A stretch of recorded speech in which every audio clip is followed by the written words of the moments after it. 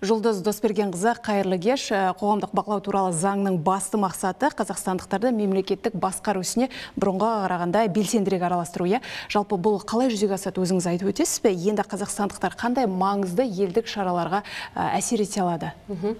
Саламатсыздар ма, құрметті көрермендер. Негізі қоғамдық бақылау туралы заң жобасына кеше мемлекет басшысы қол қойды. Негізі енді бұл заң жобасының ең үлкен мақсаты бұл билік пен бұқараның арасындағы жалпы саяси диалогты бір жаңа деңгейге көтерілуіне ықпал ету. Ең үлкен мәселе енді азаматтарымыз өзі қоғамдық бақылау жасай алады. Заң бойынша қоғамдық бақылаудың субъектілері және қоғамдық бақылаудың объектілері айқындалды. Қоғамдық бақылаудың субъектілері, яғни кім қоғамдық бақылау жүргізе алады деген сұраққа жауап беру керек. Бұл 18 жасқа толған, соттылығы жоқ, нарко-психодиспансерда есепте жоқ азаматтар, кез келген 18-ге толған азамат, осындай жаңағы есептегі жоқ азамат, олар барып қоғамдық бақылау жүргізе алады. Сонымен қатар үкіметтік емес ұйымдар жүргізе алады. Бірақ олар шетелден қаражат алмауы қажет. Қазақстанда тіркелуі қажет.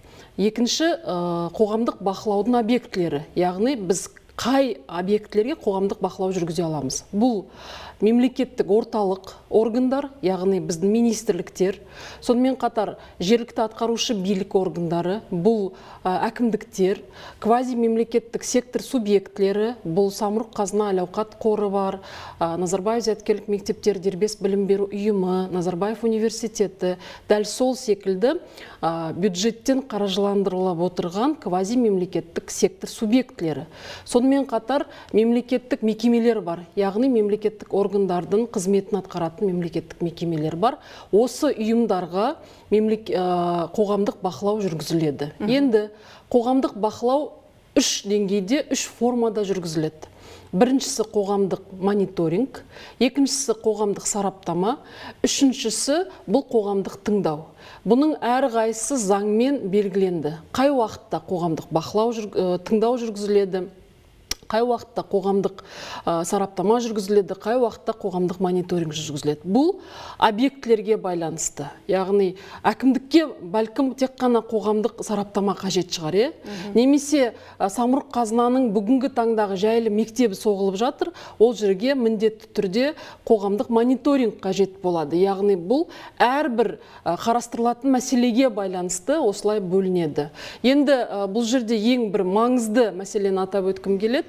Егерде мемлекеттік орган уақытылы уәжді жауап бере алмаса, немесе ол жауапқа қанағаттанбаса қоғамдық бақылау субъектілері, онда әкімшілік сотқа жүгіне алады. Яғни қоғамдық бақылау тек қана қағаз жүзінде, тек қана сыдыртпа жауап емес, нақты жауап болады. Егер ол жауап болмаса, онда азаматтар әкімшілік сотқа жүгіне алады. Түсінікті. Яғни қайта жолдауға мүмкіндігі бар. Түсінікті. Және тағы естігенім, заңның тағы бір маңызды тұсы петицияға қол қою тәртібі өзгерген екен. Енді бұл өзгеріс қоғамдық бақылаудың күшеюіне қаншалықты ықпал етеді? Әрине, бізде қазірдің өзінде соңғы 2-3 жылда петиция институттары қалыптасып қалды. Бірақ ол бірізділенбеген.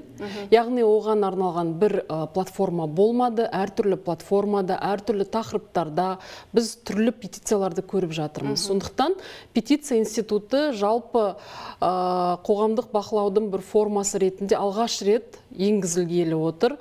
Бұған арнайы онлайн платформа болады.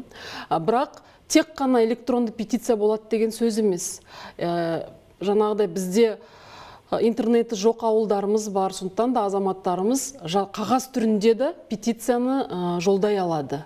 Енді петицияларды біздің өзіміздің тәжірибемізде байқағанымыз, аудандық деңгейде аудандық әкімдік қарайтын сұрақтар бар, аудандық деңгейде ауданның маслихаты қарайтын сұрақтар бар. Сәйкесінше осы петициялардың шектік дауыс жинаудың шектік жинағы да чектік дауыс жинағы да айқындалды, заңмен бекітілді.